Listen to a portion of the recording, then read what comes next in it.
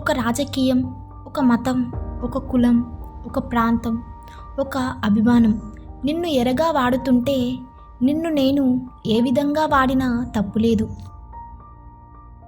Slow and study అంటూ జీవితం మొత్తాన్ని వృధా చేసుకోవటం కంటే స్పీడ్ పెంచి దెబ్బ తగిలించుకోవటం మంచిది. సొసైటీలో నీవు చెప్పింది, నీవు చేయమంది ఎవరూ చేయరు. అలాంటప్పుడు నీకు నచ్చింది చేయకుండా సొసైటీ కోసం బ్రతుకుతున్నావంటే నీవు కూడా మందలో ఒకడివే. ప్రాబ్లమ్స్, బాధలు అనేవి ఉన్నాయనుకుంటే ఉంటాయి, లేవనుకుంటే ఉండవు. నాకు భయం లేదు, ఎందుకంటే మనిషికి తనది ఏదైనా పోతుందన్నప్పుడే భయపడతాడు. అది ప్రాణం, డబ్బు ఏదైనా కావచ్చు.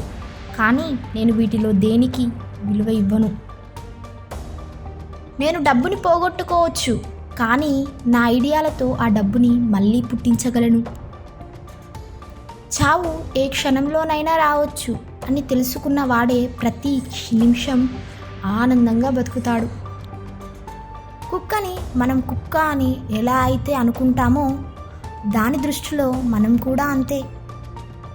ప్రార్థన మనిషికి సక్సెస్ ఇచ్చినట్లయితే చాలామంది పూజారులు ఎందుకు పేదరికంలో ఉన్నారు? ఈ భూగ్రహానికి పట్టిన అతిపెద్ద వైరస్ మనుషులే. తెలివైన వాడు నీటి లోతుని ఒక కాలితో కొలుస్తాడు, మూర్ఖుడు 2 కాళ్ళు పెట్టి కొలుస్తాడు. నాలాంటి జీనియస్ మాత్రం వేరే వాడి కాళ్ళతో కొలుస్తాడు.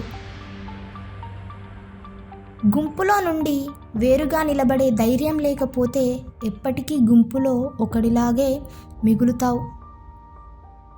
దేవుళ్ళ దగ్గర, బాబాల దగ్గర ఉండే వాళ్ళకి బుర్ర అనేది ఉండదు.